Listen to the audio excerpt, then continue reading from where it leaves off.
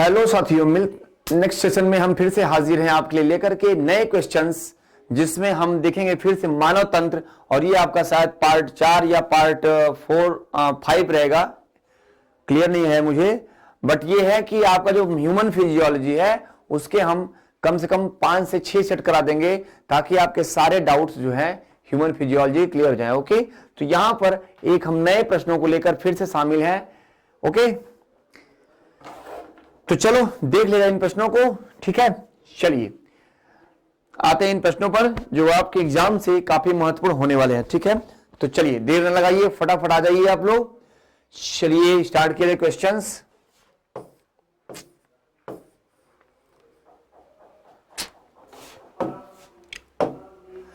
Parathormone का कार्य है पूछ रहा है। पैराथार्मोन, देखिए पैराथार्मोन है क्या? तो पैराथार्मोन वह हार्मोन होता है जो कि पैराथायराइड ग्लैंड से निकलता है, यानी पैराथायराइड ग्रंथ से निकलता है यह। और यह क्या करता है? रक्त में शर्करा की मात्रा कम करता है, ऊतक में कैल्शियम की मात्रा घटाता है, रक्त में शर्करा को बढ़ाता है या रक्त में कैल्शियम की मात्रा को बढ़ाता है। ठीक है, फटाफट देखिए। तो यहां पे जो पैराथार्मोन है, पैराथार्मोन इसे हम क्या बोलते हैं?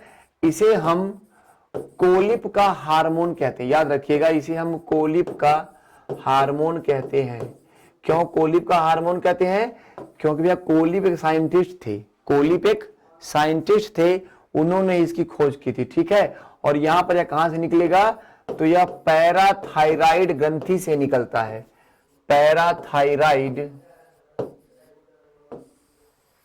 पैराथायराइड ग्रंथि से निकलता है। ठीक है, पैराथायराइड ग्रंथि से निकलता है। क्लियर? चलो, तो यहां पे देखना है हमको कि यह करता क्या है। तो जो पैराथार्मोन है इसका कार्य क्या है? तो इसका कार्य है रुधिर में कैल्शियम की मात्रा का नियंत्रण करना। रुधिर में कैल्शियम की मात्रा का नियंत्रण करना।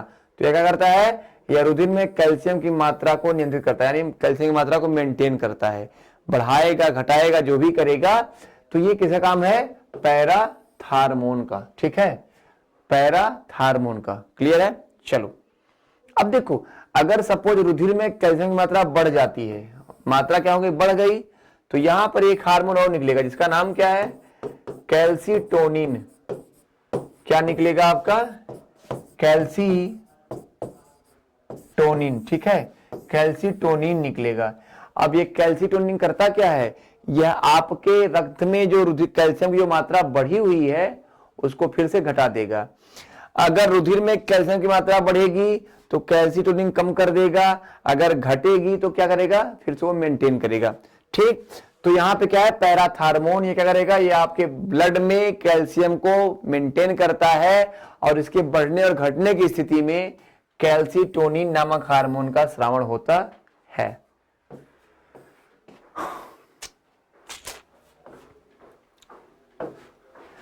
पीयूष ग्रंथि का नियंत्रक है। पीयूष ग्रंथि का नियंत्रक है पीनियल ग्रंथि, हाइपोथैलेमस, थायराइड ग्रंथि या एड्रिनल? हाइपोथैलेमस। ठीक, तो पीयूष ग्रंथि का नियंत्रक कौन है आपको बताना है। पीनियल ग्रंथि है, हाइपोथैलेमस है, थायराइड ग्रंथि है या एड्रिनल ग्रंथि है? देखो यहां पे जो पीयूष ग्रंथि का जो नियंत्रक होता है वो कौन होता है? वो होता है हाइपोथैलेमस। क्या होता है? हाइपोथैलेमस। कैसे? हाइपोथैलेमस जो है ये आपके पीयूष ग्रंथि के जो हार्मोन्स होते हैं, ठीक है, पीयूष ग्रंथि के जो हार्मोन होते हैं उनके स्रावण पर नियंत्रण करता है। किस हार्मोन पर? तो पीयूष ग्रंथि से जो सेक्स हार्मोन निकलते हैं। सेक्स हार्मोन क्या कहते हैं हम? सेक्स हार्मोन कहते हैं हम लिंग हार्मोन। क्या कहते हैं हम इन्हें? लिंग हार्मोन कहते हैं। क्लियर है? लिंग हार्मोन कहते हैं। तो ठीक, तो पीयूष ग्रंथि का जो नियंत्रक है कौन है आपका? सेक्स कौन है? हाइपोथैलेमस। कौन है? हाइपोथैलेमस। अब जो पीनियल ग्रंथि है क्या है? पीनियल ग्रंथि आपके अग्र मस्तिष्क में पाई जाने वाली एक ऐसी ग्रंथि है जिसे भूतहा ग्रंथि कहते हैं, या जिसे हम आत्मा का स्थान कहते हैं, या इसे तीसरी आंख भी कहा जाता है। और यह करती क्या है? यह मेलाटोनिन हार्मोन निकालती है। ठीक है, यह मेलाटोनिन हार्मोन निकालती है, और जो मेलाटोनिन होता है करता क्या है? मेलेटोनिन आपके नींद का कंट्रोल करता है, यानी आपका निद्रा नियंत्रक है। क्या ये? स्लीपिंग कंट्रोलर है। आपकी जो थायराइड ग्रंथि यहां पे है, तो थायराइड ग्रंथि क्या करती है? थायराइड ग्रंथि थायरॉक्सिन नामक हार्मोन्स का स्रावण करती है। ठीक है, थायराइड क्या करेगी? थायराइड आपका थायरॉक्सिन हार्मोन्स का स्रावण करती है। और क्या करेगी? यह आपके शरीर में उपापचय का नियंत्रण करती है। एड्रिनल ग्रंथि क्या करती है? एड्रिनल की जो ग्रंथि है, एड्रिनल की, ये क्या करेगी? ये आपके शरीर में आपातकालीन हार्मोन का स्रावण करती है। कौन सा हार्मोन? आपातकालीन हार्मोन। ये आपातकालीन हार्मोन होता क्या है? ये आपातकालीन हार्मोन को हम कहते हैं एड्रीनैलिन।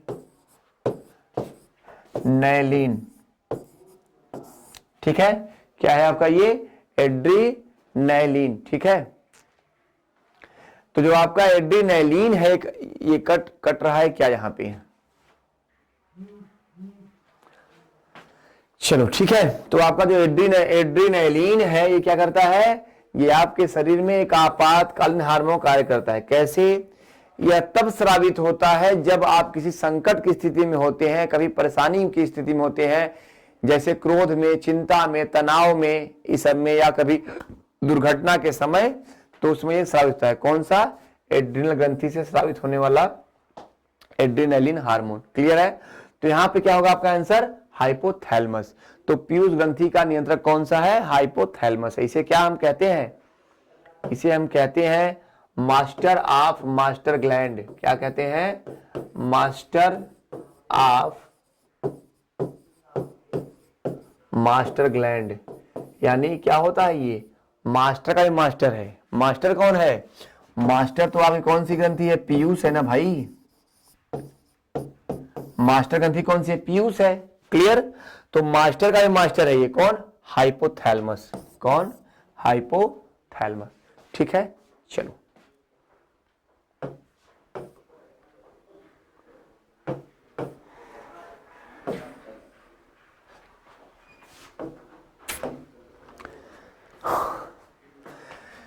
इसमें क्वेश्चन में आपका पूछ रहा है जो गर्भ निरोधक गोलियां होती हैं, तो गर्भ निरोधक दवाई के रूप में किस हार्मोन की गोलियां खाई जाती हैं?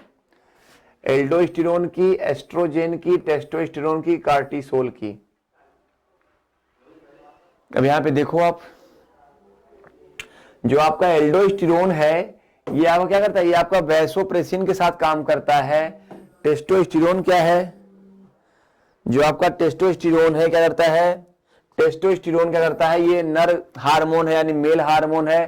कार्टिसोल ये भी आपका नहीं होगा। यहां पे आंसर क्या हो जाएगा आपका? एस्ट्रोजेन। क्या है आपका?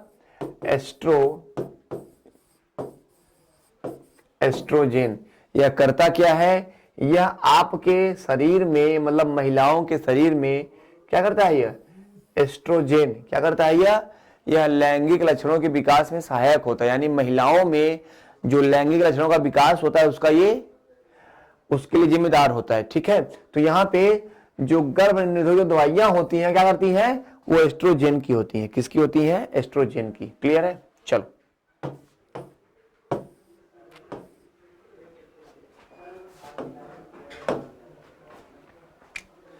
उपापचयी दर पूछ रहा है यहाँ पे। उपापचयी दर किसके द्वारा नियंत्रित होती है? उपापचयी यानी मेटाबॉलिक रेट। कह रहा है मेटाबॉलिक रेट किसके द्वारा नियंत्रित होती है? पैराथायराइड के, पीयूष के, हृदय के, या थायराइड की? ठीक है, जो मेटाबॉलिक रेट होती है किसके द्वारा नियंत्रित होती है? तो यहां पे देखो, जो पैराथायराइड का हार्मोन है वो क्या करता है? वो तो कैल्शियम के लिए जिम्मेदार है ना। जो पैराथायराइड का हार्मोन है वो कैल्शियम के लिए जिम्मेदार है। ठीक, पीयूष ग्रंथि ये तो ग्रोथ हार्मोन निकालती है, यानी वृद्धि हार्मोन निकालती है। हृदय तो कोई हार्मोन नहीं निकालेगा ना, हृदय तो रुधिर का क्या करेगा? रुधिर को पंप करेगा। तो यहां पे क्या हो जाएगा आपका आंसर? आपका थायराइड हो जाएगा। क्या करती है थायराइड? तो जो थायराइड ग्रंथि होती है क्या करती है? यह आपके शरीर में थायरॉक्सिन हार्मोन का स्रावण करती है। और जो थायरॉक्सिन क्या करता है? आपके शरीर में वृद्धि और विकास का नियंत्रण करता है। किसके साथ? ग्रोथ हार्मोन के साथ मिलकर के। ठीक, चलो ये भी ध्यान रखो, जो आपका थायराइड ग्रंथि है ना, थायराइड ग्रंथि, इसे हम क्या बोलते हैं, इसे बॉडी का पेस मेकर कहते हैं। क्या बोलते हैं इसे? बॉडी का पेस मेकर।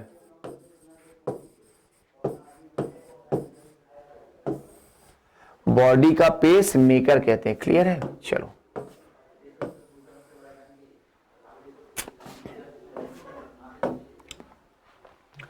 इनमें से कौन सी ग्रंथि पीयूष ग्रंथि के नियंत्रण में नहीं होती? कौन सी ग्रंथि पूछ रहा है कि पीयूष ग्रंथि के नियंत्रण में नहीं होती? Adrenal cortex, adrenal medulla, thyroid या वृषण। ठीक है, कौन सी ग्रंथि नहीं होती? तो adrenal cortex, adrenal medulla, thyroid और वृषण।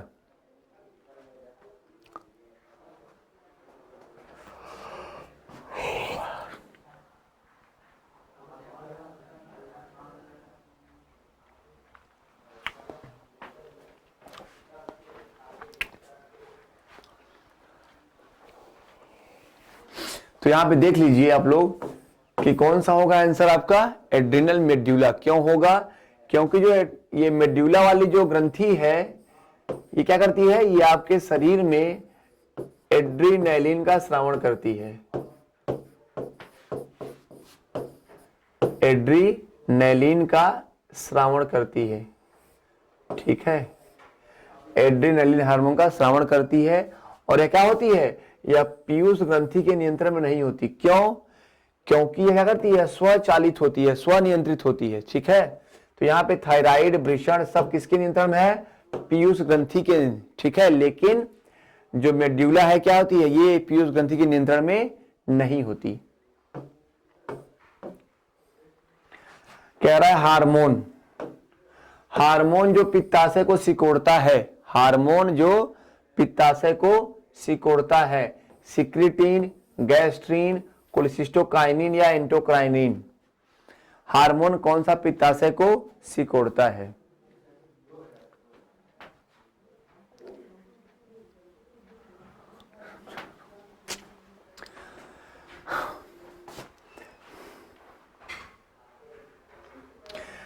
अब यहां में ध्यान दीजिएगा, पित्ताशय को सिकोड़ेगा तभी तो क्या निकलेगा? पित्तरस निकलेगा। क्या निकलेगा? पित्तरस निकलेगा। पित्तरस को क्या करेगा? वो यकृत के द्वारा निकालेगा। पित्तरस का श्रावण कौन करता है? लीवर करता है ना। तो यहां पर पित्ताशय को जो सिकोड़ने का जो कार्य करता है वो कौन करता है? आपका सिक्रिटीन करता है। कौन करता है? सिक्रिटीन। ठीक है, सिक्रिटीन क्या है? एक हार्मोन है। क्या है? एक सिक्रिटीन क्या है? एक हार्मोन है। ठीक है, ये क्या करेगा? आपके पित्ताशय को सिकोड़ने का कार्य करता है। ठीक है, सिकोड़ने का कार्य करता है।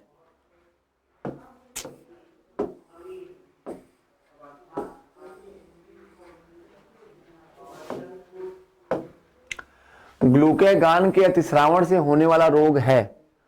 ग्लूकेगान के अतिस्रावण, अति मतलब क्या? अधिक। ग्लूकेगान के अतिस्रावण से होने वाला रोग है। तो यहां पे देखो क्या है, जब ग्लूकेगान का अल्पस्रावण होता है, अल्पस्रावण, तो डायबिटीज इंसिपिडस होता है। ग्लूकेगान का जब अल्पस्रावण होता है, मतलब कम श्रावण होता है। टिटैनी रोग कब होगा? टिटैनी रोग तब होता है जब आपका कौन सा ग्रंथि काम नहीं करेगी? आपकी पैराथायराइड ग्रंथि काम नहीं करेगी। क्या? पैराथायराइड ग्रंथि। ध्यान दीजिएगा, टिटैनी कब होता है? इसमें क्या होता है?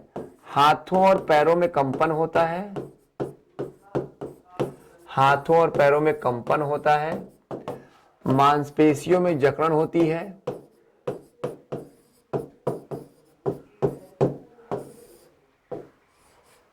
मांसपेशियों में जकड़न होती है।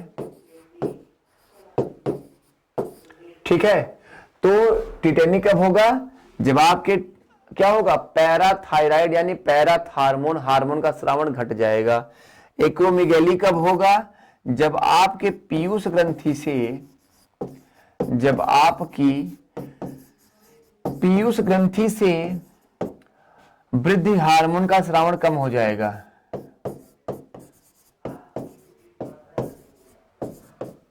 वृद्धि हार्मोन क्या होगा? कमी होगी। तो यहां पे ध्यान दीजिएगा, डायबिटीज इंसिपिडस कब होगा? जब आपका एडीएच क्या होगा? घटेगा। टिटेनी कब होगा? जब यहां पर पैराथार्मोन हार्मोन का स्रावण घटेगा। पैराथार्मोन। और एक्रोमेगली कब होगा? जब पीयूष ग्रंथि का वृद्धि हार्मोन कम होगा। तो यहां पे आंसर क्या होगा? ग्लाइकोसूरिया। ग्लाइकोसूरिया क्या है? आपके मूत्र में ग्लूकोज का स्रावण होना। आपके मूत्र में ग्लूकोज का स्रावण होना क्या कहलाता है? ग्लाइकोसूरिया कहलाता है। ठीक है, ग्लाइकोसूरिया कब होगा? जब आपके ग्लूकेगान का अतिस्रावण होगा, मतलब ग्लूकेगान का स्रावण बढ़ जाएगा। ठीक है, एक बार आप लोग देख लीजिए। ठीक है, फिर मैं नेक्स्ट क्वेश्चन आपको बताऊं।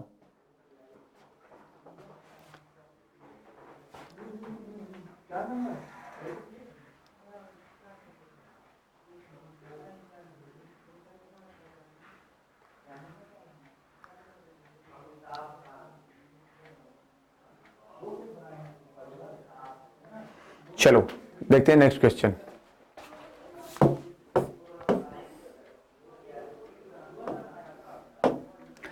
स्तनधारियों में थाइमस ग्रंथि मुख्यतः किससे संबंधित होती है? स्तनधारियों में थाइमस ग्रंथि किससे संबंधित है? कैसे? शरीर की वृद्धि से, शरीर की प्रतिरक्षा से, थायरोट्रोपिन्स का स्रावण से, या ताप नियंत्रण से? देखिए, शरीर की वृद्धि कौन करेगा? ये तो आपका थायराइड करेगा ना।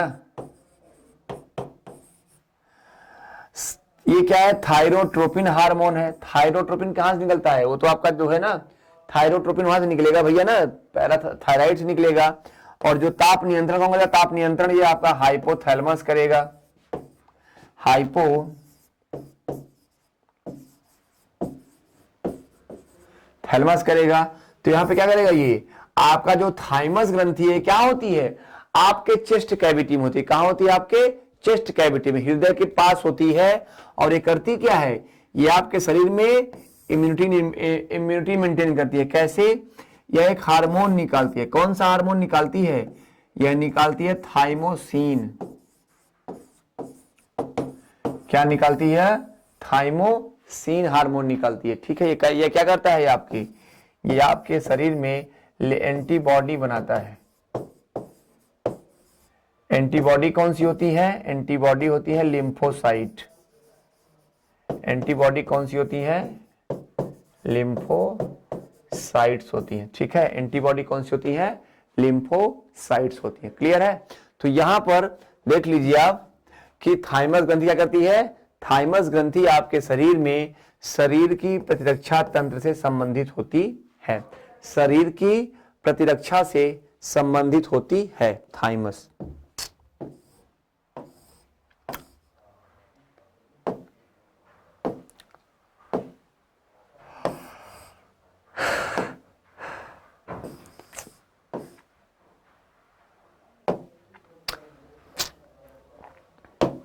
चलिए, शुक्राणुओं का निर्माण होता है। शुक्राणु यानी क्या? स्पर्म। क्या होते हैं?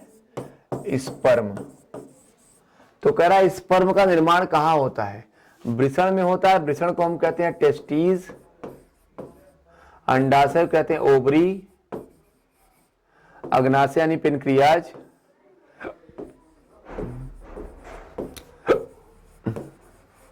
और यकृत यानी लीवर।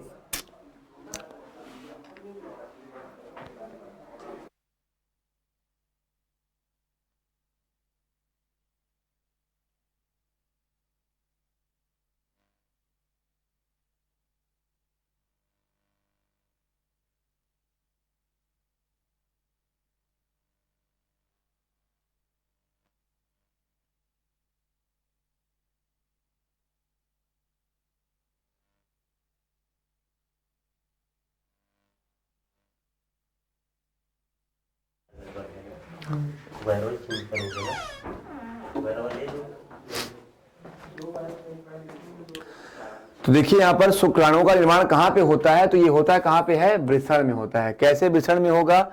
वृषण क्या है? वृषण आपका एक मेल ऑर्गन है। क्या है? आपका नर जननांग है। क्या है? एक मेल ऑर्गन है।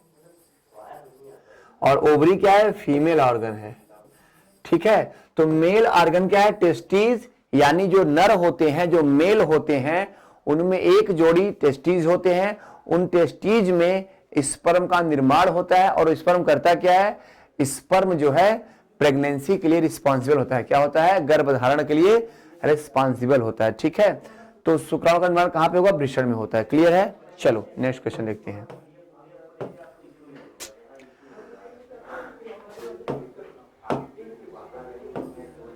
कह रहा है महिलाओं में आवर्त चक्र, आवर्त चक्र क्या है भैया, मेंस्ट्रुअल साइकिल है, मेंस्ट्रुएशन साइकिल, इसको क्या बोलते हैं, मासिक चक्र बोलते हैं। तो महिलाओं में मेंस्ट्रुअल साइकिल की अवधि होती है 10 से 12 दिन, 12 से 18 दिन, 28 दिन या 42 दिन। मतलब पूछा है कि महिलाओं का जो आवर्त चक्र है वो कितने दिन के बाद होता है, मतलब मासिक चक्र जो शुरुआत होती है वो कितने दिन के बाद शुरू होती है। क्वेश्चन देखिए, फटाफट आंसर दीजिए इसका।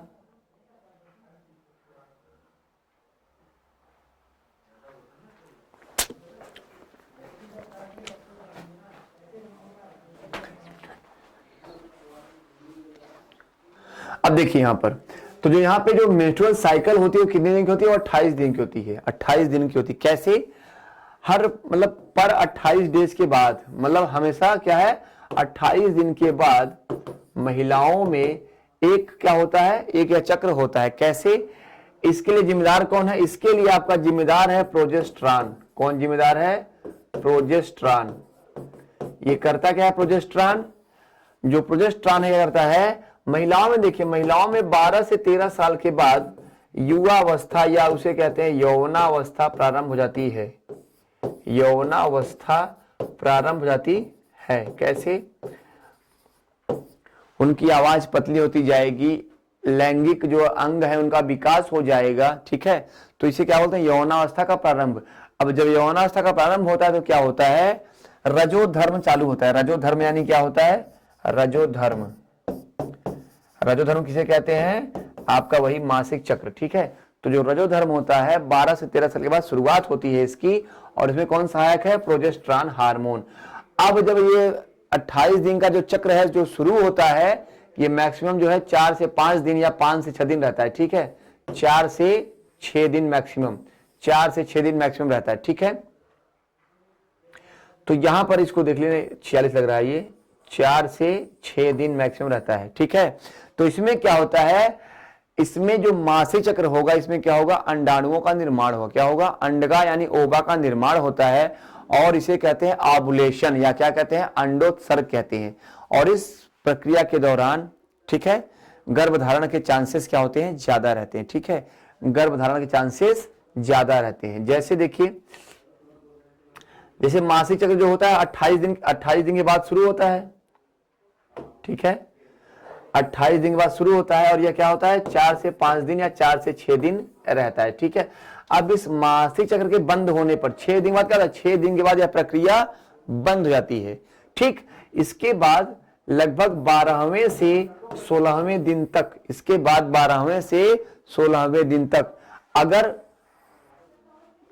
संभोग की प्रक्रिया होती है, ठीक है, अगर संभोग की प्रक्रिया होती है तो इस दौरान महिलाओं में गर्भधारण बिल्कुल आसानी से हो सकता है। गिलास ले लीजिए, फिर लीजिएगा। ठीक है। तो इस दौरान महिलाओं में गर्भधारण हो सकता है। ठीक है।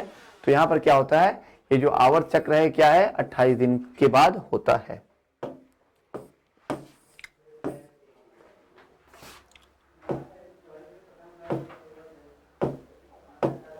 कह रहा है नर में परिवार नियोजन हेतु क्या प्रयुक्त होता है। नर में जो परिवार नियोजन होता है उसके लिए कौन सी विधि अपनाते हैं। वैसेक्टोमी होती है कि ट्यूबेक्टोमी होती है कि कापर-टी होती है कि इनमें सभी होती है। ठीक।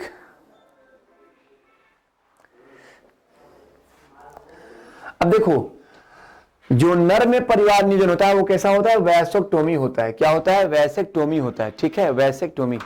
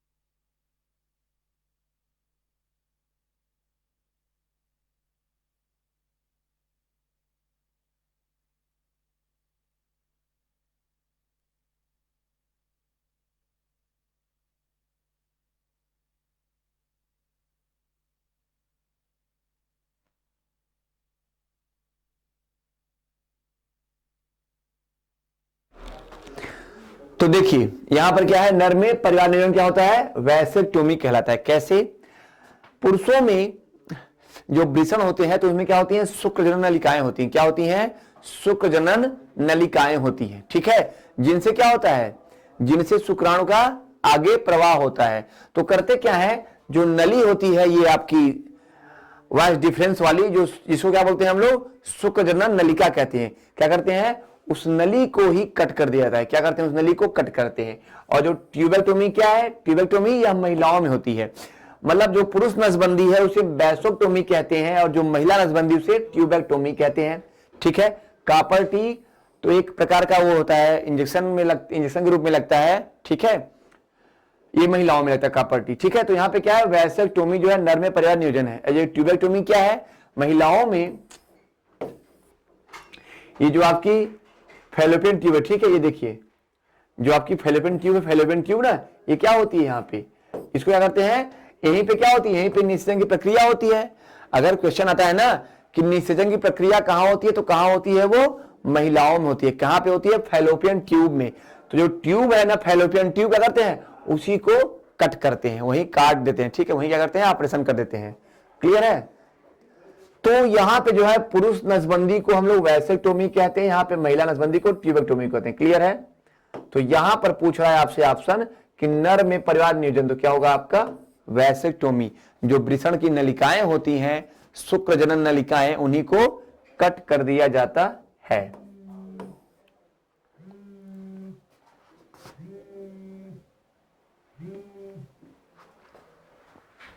ठीक, फोन कौन कर रहा है भैया? चलो, अब क्या पूछ रहा है आपसे, पूछ रहा है कि सिफिलिस का रोग, सिफिलिस का रोग कारण है, सिफिलिस रोग का कारण है, कौन है, सिफिलिस रोग का कारण कौन है? ठीक है, सिफिलिस रोग का कारण कौन है, नर्सेरिया गोनोरी। ठीक है, ये नर्सेरिया नहीं, निसेरिया गोनोराई है, ट्रेपोनेमा पैलिडम,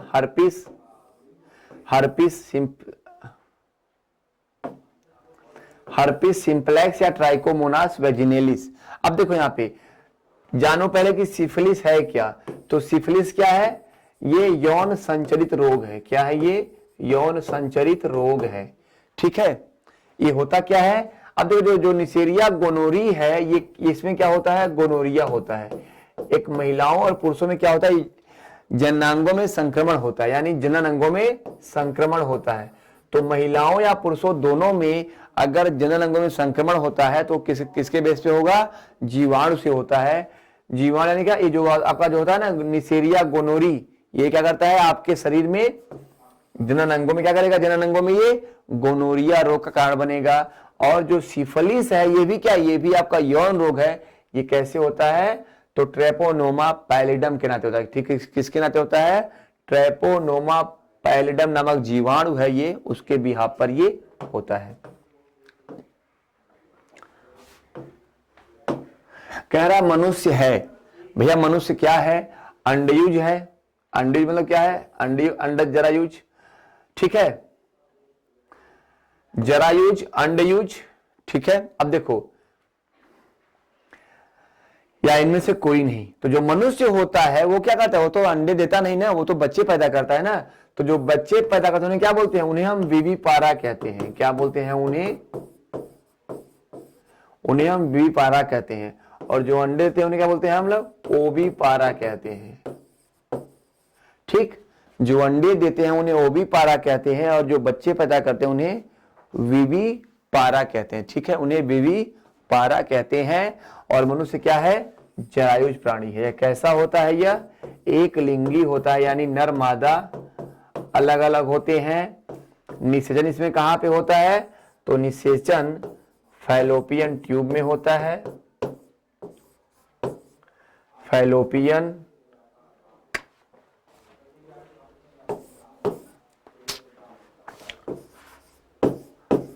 निषेचन फैलोपियन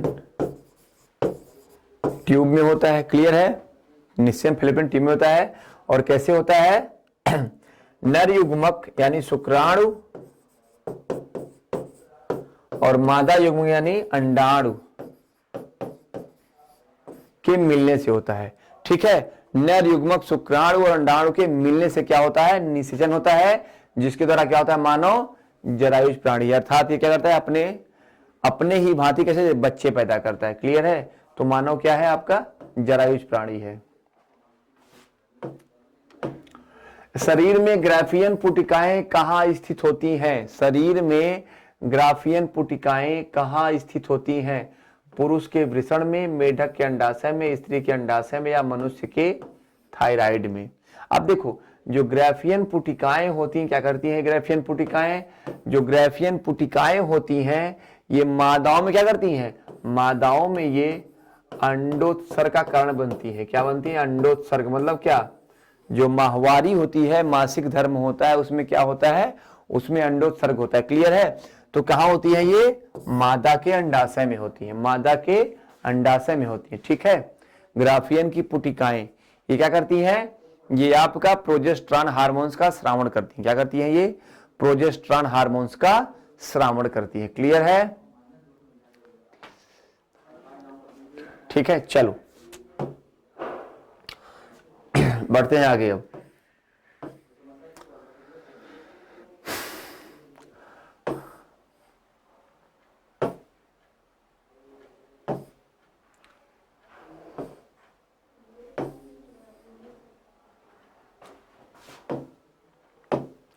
प्रोटोजोआ संघ के जंतुओं में अलैंगिक जनन किस विधि द्वारा होता है? प्रोटोजोआ संघ के जंतुओं में अलैंगिक जनन यानी एसेक्सुअल प्रोसेस किसके द्वारा होता है? मुकुलन के द्वारा, द्विखंडन के द्वारा, निषेचन के द्वारा, या उपरोक्त सभी? अलैंगिक जनन, ध्यान दीजिएगा, पहले क्वेश्चन समझिए क्या पूछ रहा है, तब आंसर दीजिएगा आप लोग।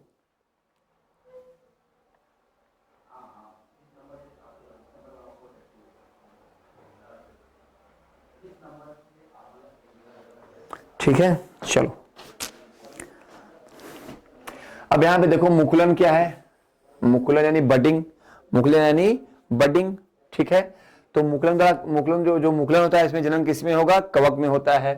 द्विखंडन, द्विखंडन या निषेचन, तो निषेचन कहां पे होगा? जहां पे लैंगिक जनन होगा। निषेचन वहां होता है जहां पर लैंगिक जनन होता है। तो यहां पूछ क्या रहा है आपसे? और लैंगिक पूछ रहा है ना, तो ऑप्शन क्या आपका हो जाएगा? Option number B. कैसे? इसको बोलते हैं बाइनरी फिजन। क्या बोलते हैं हम? Binary fission. ये क्या है आपका? विखंडन। मतलब इसमें क्या होता है, जो प्रोटोजोआ होता है वो क्या होता है? दो भागों में बट जाता है, और जो क्या बढ़ता है? इनका केंद्रक बढ़ता है। क्या बोलता है? केंद्रक। केंद्रक क्या होता है? केंद्रक दो भागों में बट जाता है, और प्रत्येक केंद्रक एक ही जीव को उत्पन्न करता है। मतलब कहने मतलब अगर कोशिका है, कोशिका दो भागों में अगर बट जाती है तो दो नई कोशिकाएं बन जाएगी, अर्थात आपके दो नए जीव बनेंगे। ठीक है, तो इसमें क्या होता है? केंद्रक का विभाजन होता है, और प्रत्येक केंद्र क्या करता है? एक नए जीव को निर्मित करता है। तो अमीबा में जो प्रोटोजोआ है उनमें कौन कौन आता है पहले ही जान लो। प्रोटोजोआ में अमीबा आता है, पैरामीशियम आता है, यूग्लिना आता है। ठीक है, ये सब आते हैं। तो करते हैं, इनमें कैसे होता है अलैंगिक जनन? अलैंगिक जनन में आपका विखंडन होता है। क्या बोलते हैं उसको? द्विखंडन या विखंडन बोलते हैं। क्लियर है, चलो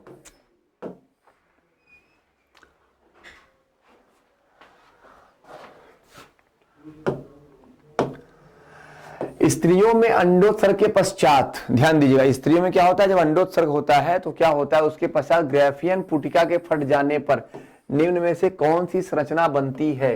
निम्न में से कौन सी संरचना बनती है? Corpus luteum, corpus callosum, corpus मैमिली, या कार्पस एल्बिकेंस? अब देखो, यहां पे जब अंडोत्सर्ग होता है तो वहां पे क्या ग्राफियन की पुटिकाएं होती हैं। ग्राफियन की जो पुटिकाएं होती जाती हैं, ग्राफियन की पुटिकाओं से जब अंडोत्सर्ग हो जाता है उसके पश्चात क्या होता है? तो कार्पस लूटियम बनता है। क्या बोलता है? कार्पस लूटियम बनता है। और यह कार्पस लूटियम जो होता है यह रिलैक्सिन हार्मोन का स्रावण करता है। रिलैक्सिन हार्मोन का स्रावण करता है कौन? Corpus luteum. ठीक है, और जो कार्पस कैलोसम है ये तो आपके मस्तिष्क का, जो ये आपका मस्तिष्क गोला नहीं है, गोला मस्तिष्क का, तो यहां बीच में अलग अलग होता है ना ये, तो इन दोनों को जोड़ता है। माने जो मस्तिष्क वाला भाग है ये क्या है, अर्धगोला है। इन दोनों को आपस में जोड़ता कौन है, कार्पस कैलोसम। और जो महिलाओं में अंडोत्सर्ग के बाद बनता है वो क्या बनता है, कार्पस लूटियम बनता है। ठीक है, कार्पस लूटियम बनता है। क्लियर है। चलो फिर कह रहा है आप क्वेश्चन आपका कि वृषण में पुरुष जनन हार्मोन का निर्माण करने वाली कोशिकाएं कौन सी हैं। वृषण में पुरुष जनन हार्मोन, तो पहले तो जानो पुरुष जनन हार्मोन कौन सा है, तो उसका नाम क्या है, टेस्टोस्टेरोन। टेस्टोस्टेरोन क्या है आपका नाम, इसका हार्मोन का टेस्टोस्टेरोन। ठीक है, टेस्टोस्टेरोन। तो यहां पे देखो जो टेस्टोस्टेरोन है तो यहां पे कहां से बनेगा, वो जनन की एपिथेलियम की कोशिकाएं, लेडिक कोशिकाएं, सर्टोली कोशिकाएं या उपरोक्त सभी। तो यहाँ पे जो टेस्टोस्टेरोन जो बनता है हार्मोन कहां पे बनता है, कोशिकाएं पूछ रहा है ना, तो ये क्या होती है, ये सर्टोली की कोशिकाएं होती हैं। ठीक है, क्या होती है, सर्टोली की कोशिकाएं। सर्टोली कौन है, उन्होंने क्या किया था, उन्होंने इसकी खोज की थी। ठीक है, तो सर्टोली की कोशिकाएं करती हैं आपके वृषण से जो आपका नर जनन हार्मोन है उसका निर्माण करती हैं।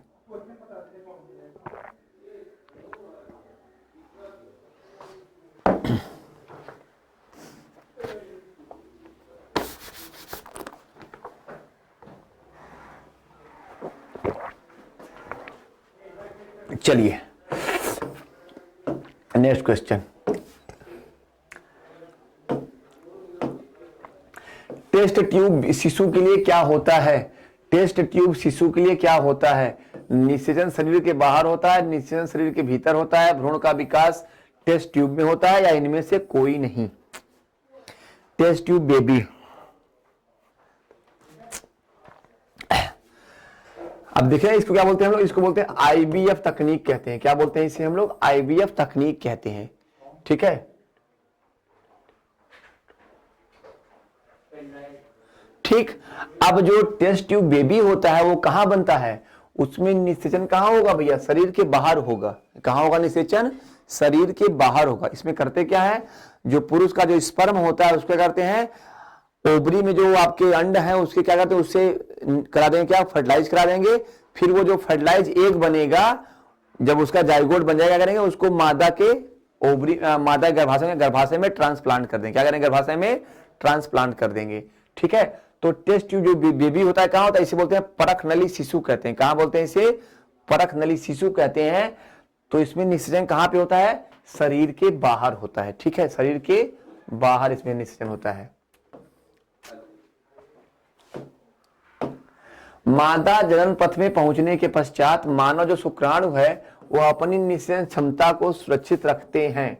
जो शुक्राणु होते हैं मानव के, जब वो कहां पहुंच जाते हैं, महिला के कहां पे, वजाइना में, यानी आपके फैलोपियन ट्यूब में, तो वहां पर वो कितने समय तक अपनी जो क्षमता होती है, मतलब कितने समय तक जीवित रह सकते हैं, कितने समय तक जीवित रह सकते हैं, 2 मिनट के लिए, 20 मिनट के लिए, 90 मिनट के लिए या 1 से 2 दिन के लिए। फटाफट बताइए, जो शुक्राणु होता है वो फैलोपियन ट्यूब में या मतलब मादा जननांग में कितने समय तक जीवित रहता है, कितने समय तक जीवित रहता है। तो यहां पे क्या होगा भैया, ये 2 दिन के लिए कम से कम। ठीक है, कितने दिन के लिए, कम से कम 2 दिन के लिए।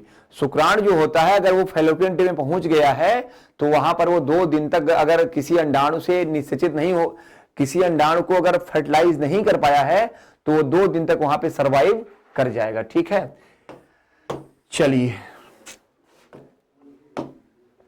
श्वसन द्वारा उत्पन्न ऊर्जा का संचय होता है। श्वसन के द्वारा जो उत्पन्न ऊर्जा होती है वो कहां संचय होती है,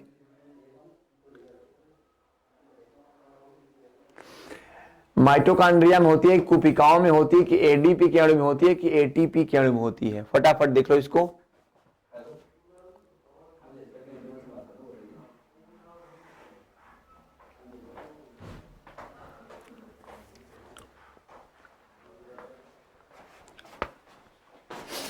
देखो यहां पर देखो, उत्पन्न जो ऊर्जा होती है संचय कहां होती है, तो संचय होती है किसके रूप में, एटीपी के रूप में। ठीक है, संचय किसके रूप में होती है, एटीपी के रूप में होती है, यानी एडिनोसिन ट्राइफॉस्फेट। और इस एटीपी का संचय कहां होता है, मतलब एटीपी का निर्माण कहां होगा, माइटोकॉन्ड्रियम होगा। एटीपी का निर्माण कहां पे होगा, तो माइटोकॉन्ड्रिया में, ठीक है। तो यहां पे आपका आंसर तो डी हो जाएगा, लेकिन अगर माइटोकॉन्ड्रिया अगर ऑप्शन में है तो वो भी सही रहेगा, ठीक है। अगर ये है तब तो ये होगा, अगर ये नहीं है तो माइटोकॉन्ड्रिया आंसर होगा, ठीक है। तो एटीपी ऊर्जा जो है किसके रूप में संचित होगी, एटीपी के रूप में। और एटीपी जो है कहां पे रहेगा, निर्मित कहां पे होगा, तो आपके माइटोकॉन्ड्रिया में होगा। क्लियर है। चलो नेक्स्ट, श्वसन में बाहर निकली वायु में CO2 की मात्रा होती है। अभी मैंने पिछले क्वेश्चन में, पिछले जो सेट, जो इसके पहले जो सेट कराया था मैंने, उसमें मैंने बताया था आपको कि जो श्वसन में जो CO2 निकलती है उसका परसेंट कितना होता है, तो लगभग 3.5%, 3.5% यानी 3.5%। अब यहाँ पे 3.5 दिया नहीं है, 4 दिया है ना, तो नियर अबाउट कितना 4% हो जाएगी, ठीक है। कितना आंसर आपका हो जाएगा, 4%। कितना हो जाएगा आपका, 4%। यहां पे कह रहा है श्वासोच्छ्वास में बाहर निकली वायु में ऑक्सीजन कितनी होती है। श्वासोच्छ्वास में बाहर निकली वायु, देखिए जब हम हवा लेते हैं अंदर, जब हम सांस को अंदर खींचते हैं तो नाइट्रोजन उसमें आती है, ऑक्सीजन आती है, कार्बन डाइऑक्साइड आती है और अन्य गैसें रहती हैं, ठीक है। जो नाइट्रोजन होती है कितना होती है, लगभग वो 78 से 79% होती है। कितना होती है वो, 78% होती है। भाई वायु में नाइट्रोजन कितना है, 78% है ना। ऑक्सीजन कितना होती है, लगभग 21%। और अन्य में क्या, शेष में अन्य होती है, CO2, हाइड्रोजन, सब अन्य में, ठीक। तो यहां पर देखिए कह रहा है, जब आप, ये तो हो गया जब सांस हम लेते हैं तब का पूछ रहा है ना, जब सांस हम छोड़ते हैं तब का पूछ रहा है वो। तो देखिए हमने 21% ऑक्सीजन तो ले लिया, हमने 21% ऑक्सीजन ले लिया, लेकिन चूंकि हीमोग्लोबिन की मात्रा क्या होती है, हमारे रक्त में कम होती है, तो इतनी ऑक्सीजन को क्या, इतनी ऑक्सीजन को वो क्या करता है, इतनी ऑक्सीजन को वो बांध नहीं पाता है, रोक नहीं पाता है। तो फलस्वरूप क्या करना पड़ेगा, फलस्वरूप वो क्या करता है, सिर्फ 4% ऑक्सीजन ही ले पाता है। 4% दे लेगा तो बचा कितना, 17%। कितना बचा, 17%, ठीक है। कितना बचा आपका, 17%। यानी वो क्या करेगा, 17% जो ऑक्सीजन होगी उसको क्या करेगा, वो बाहर निकाल देगा। फिर नेक्स्ट जो वो इनहेल करेगा फिर से वही 4% लेगा, फिर निकालेगा, यही क्रम है आपका, ठीक है। तो कितना लेगा वो, 4% ग्रहण करेगा और शेष जो बची है 16 से 17% उसको बाहर निकाल देगा वो। और यहां पे ये भी ध्यान रखिए कि जो आपकी नाइट्रोजन है, जो आपकी नाइट्रोजन है, नाइट्रोजन जितनी आती है उतनी फिर चली भी जाती है। नाइट्रोजन का श्वसन में कोई योगदान नहीं है, ठीक है। नाइट्रोजन का श्वसन में कोई योगदान नहीं है। हाँ, वातावरण में एक योगदान ये है कि नाइट्रोजन क्या है, ज्वलनशील नहीं है। तो चूंकि यह ऑक्सीजन से, जब ऑक्सीजन के साथ मिश्रण बनाती है तो हवा में क्या करती है, ऑक्सीजन, जो ऑक्सीजन है क्या है, ज्वलनशील ऑक्सीजन ना। तो अगर नाइट्रोजन होने से क्या होता है कि ऑक्सीजन जो है जलाने में, क्या जो पदार्थ यहाँ पे मौजूद है पृथ्वी में, तो वो सभी जलने लगे। लेकिन नाइट्रोजन के कारण क्या होते हैं, इतनी तेजी से आग नहीं पकड़ती, ठीक। इसीलिए आप देखते होंगे कि जो हवाई जहाज होती है उसके टायरों में नाइट्रोजन को रखा जाता है। क्यों, जब जहाज नीचे उतरेगी तो टायर में घर्षण होगा जमीन से, तो चूंकि तुरंत आग पकड़ लेगी, इसलिए वहां पे क्या है, नाइट्रोजन रहती है। नाइट्रोजन के कारण जल्दी से आग नहीं पकड़ती। कह रहा है किसके जारण में O2 की खपत और CO2 की मुक्ति बराबर होगी। किसके जारण यानी ऑक्सीकरण में O2 की खपत और CO2 की मुक्ति बराबर होगी। सीधी सी बात है यार, ग्लूकोज, भैया जब ग्लूकोज का ऑक्सीकरण होगा तभी तो यार 6H2O प्लस 6CO2 क्या बनेगा, 6H2O और 6CO2 बनेगी, ठीक है। ये देखिए यहाँ पे 6CO2 और 6H2O, ठीक है। चलो, तो यहाँ पे क्या है, ग्लूकोज के ऑक्सीकरण में क्या होता है, ऑक्सीजन की खपत और CO2 की जो मुक्ति होती है वो क्या होती है, बराबर होती है। अवायवीय श्वसन पूछ रहा है, मतलब अनाक्षी श्वसन। कह रहा है अवायवीय श्वसन में कौन सी प्रक्रिया होती है, क्रेब्स चक्र होती है, ग्लाइकोलाइसिस होती है, ऑक्सीकृत फास्फोरीकरण होता है, या ग्लाइकोलाइसिस एवं क्रेब्स चक्र होता है। चलो फटाफट बताओ इसको।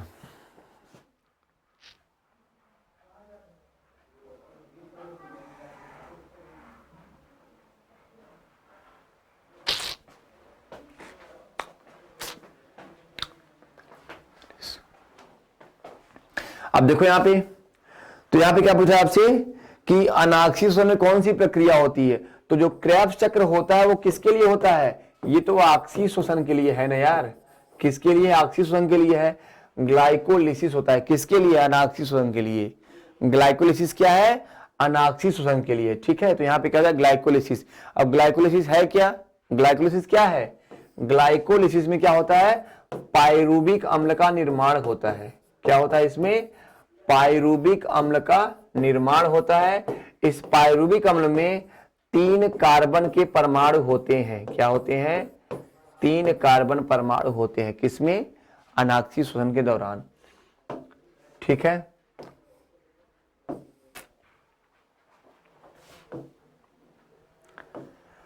कोशिकीय श्वसन में ग्लूकोज के एक अणु के ऑक्सीकरण से 38 एटीपी अणु निम्न प्रकार से बनते हैं। यहां पे दे दिया 38 बनते हैं। ठीक है, यहां पे दे दिया 38 बनते हैं ना, लेकिन 38 किस प्रकार से बनते हैं ये पूछ रहा है। 2 एटीपी अणु ग्लाइकोलिसिस में और 36 क्रेब्स चक्र में, 2 एटीपी अणु ग्लाइकोलिसिस में और 36 इलेक्ट्रॉन परिवहन तंत्र में, सारे एटीपी अणु माइटोकॉन्ड्रिया में, या 2 एटीपी अणु माइटोकॉन्ड्रिया के बाहर और 36 इनके भीतर। जल्दी बताओ।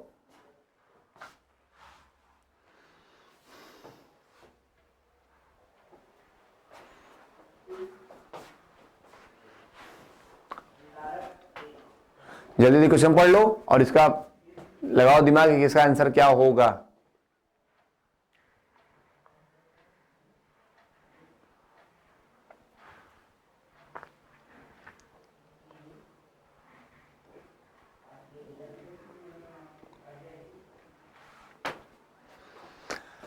अब देखो यहां पे जो कोशिकीय श्वसन है ये क्या होता है, इसमें कोशिकीय श्वसन कहां होता है, कोशिकाओं के भीतर होता है। कहां होता है, कोशिकाओं के भीतर होता है। इसे हम आंतरिक श्वसन कहते हैं।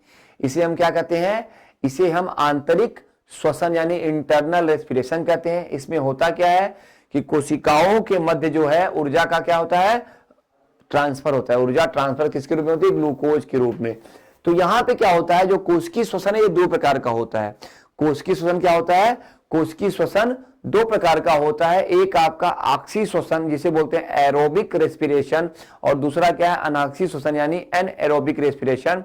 जो आपका अनाक्सी श्वसन होता है जो आपका अनाक्सी श्वसन है उसमें ग्लूकोज के जो अणु है ग्लूकोज का, उसका आंशिक रूप से विखंडन होता है। आंशिक रूप से विखंडन होता है और ऊर्जा क्या होती है, बहुत ही सीमित मात्रा में इसमें ऊर्जा का आपका ऊर्जा जो है निकलती है। बहुत ही सीमित मात्रा में ऊर्जा रिलीज होती है। ठीक है, लेकिन इस क्रिया में क्या होता है, इस क्रिया में ग्लूकोज के एक अणु से एटीपी के 4 अणु बनते हैं, जिसमें से 2 बचते हैं और 2 क्या होते हैं, 2 अणु जो होते हैं वो क्या होते हैं, वो उस अभिक्रिया को पूर्ण करने में ही खर्च आते हैं। यानी जो आपका अनाक्सी श्वसन की प्रक्रिया है उसको पूरा करने में ग्लूकोज के जो अणु बनते हैं एटीपी के रूप में 4, वो 2 बचते हैं और 2 जो है प्रक्रिया को पूर्ण करने में खर्च होते हैं। लेकिन आपका जो ऑक्सी श्वसन है, तो ऑक्सी श्वसन जो है क्या होता है, यह बहुत ही, इसमें बहुत ज्यादा ऊर्जा निकलती है, बहुत ही ज्यादा ऊर्जा इसमें रिलीज होती है और ग्लूकोज क्या है पूरी तरह से विखंडित हो जाता है। और इस प्रक्रिया में क्या होता है कि जो ग्लूकोज का अणु है उससे क्या होता है 36 एटीपी का अणु बनता है। 36 एटीपी का अणु बनता है। लेकिन जो 36 बनेगा कहां बनेगा, क्योंकि जो आपका ऑक्सी श्वसन है कहां पे होता है, यह माइटोकॉन्ड्रिया में होता है। कहां पे होगा, माइटोकॉन्ड्रिया में होगा। और इसमें जो ऊर्जा किसके रूप में निर्मित होगी, एडिनोसिन ट्राइफॉस्फेट के रूप में होगी। तो देखिए आपका ऑप्शन यहां पे दिया है 2 एटीपी के अणु क्या होते हैं, माइटोकॉन्ड्रिया के बाहर बनते हैं और शेष क्या होते हैं 36 इसके भीतर बनते हैं। तो टोटल 40 अणु बनते हैं। 40 में क्या होता है, जो है 36 ऑक्सी श्वसन में और 4 कौन से, अनाक्सी श्वसन में। लेकिन इनमें से 4 क्या होते हैं, 2 इसमें से खर्च होते हैं। तो बचते कितने हैं, 2। तो यहां पे 36 और यहां पर 2, 38। तो 38 में क्या होगा, 2 एटीपी के अणु कहां बनेंगे, माइटोकॉन्ड्रिया के बाहर बनेंगे और 36 कहां बनेंगे, इसके भीतर बनेंगे।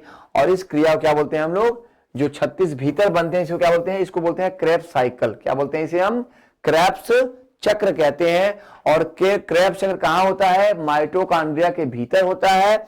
और इसमें होता क्या है? इसमें ग्लूकोज के एक अणु से 36 एटीपी के अणु बनते हैं और जो ऊर्जा होती है वह एटीपी के रूप में संचित हो जाती है। क्या होती है? वह एटीपी के रूप में संचित हो जाती है। ठीक है, क्लियर हो गया? क्रेब्स चक्र कहां होता है? माइटोकॉन्ड्रिया में होता है। ठीक है, क्लियर? तो चलो देखते हैं नेक्स्ट क्वेश्चन। चलो बच्चों, आज हमारा यदि 25 क्वेश्चन कंप्लीट हो गया। ठीक है, ये हमारा 25 क्वेश्चन कंप्लीट हो गया। अब हम नेक्स्ट सेशन में फिर से नए प्रश्नों को देखेंगे। ओके, आपका एक योग है, आपका एक क्विज का फॉर्म चल रहा है, क्विज का सेगमेंट हम लेके डेली आ रहे हैं। तो इसमें हमने अभी तक जो है मानव तंत्र, पोषण, विटामिन, इन सब को क्वेश्चन को देखा है। आगे हम फिर से आपके लिए इन्हीं नए प्रश्नों को लाएंगे। विज्ञान की जो पूरी सीरीज चल रही है आपकी, इसमें हमारा पहले जो जीव विज्ञान खत्म होगा। ठीक है, और फिर उसके बाद भौतिक विज्ञान और रसायन विज्ञान खत्म होगा। ठीक है, तो जो आपके क्रैश कोर्स के लिए हम क्विज करा रहे हैं, तो इसमें हम क्या करेंगे? इसमें आपके हम सभी विज्ञान के जितने भी पार्ट हैं, जीव विज्ञान में 2 पार्ट हैं, जंतु विज्ञान और वनस्पति विज्ञान। तो जीव विज्ञान, जंतु विज्ञान, वनस्पति विज्ञान, भौतिक विज्ञान और रसायन विज्ञान, इन सभी के प्रश्नों को बारी बारी टॉपिक वाइज हम लेकर आपके लिए हाजिर ऐसे ही होते रहेंगे। ओके, और आप अपने जो है प्रश्नों को बराबर देखिए और आप अपना अभ्यास जारी रखिए। ठीक है, तो चलिए आज का सेशन यहीं पे समाप्त करते हैं। मिलते हैं नेक्स्ट सेशन में। तब तक के लिए आपको सभी को बहुत बहुत धन्यवाद, शुक्रिया, जय हिंद।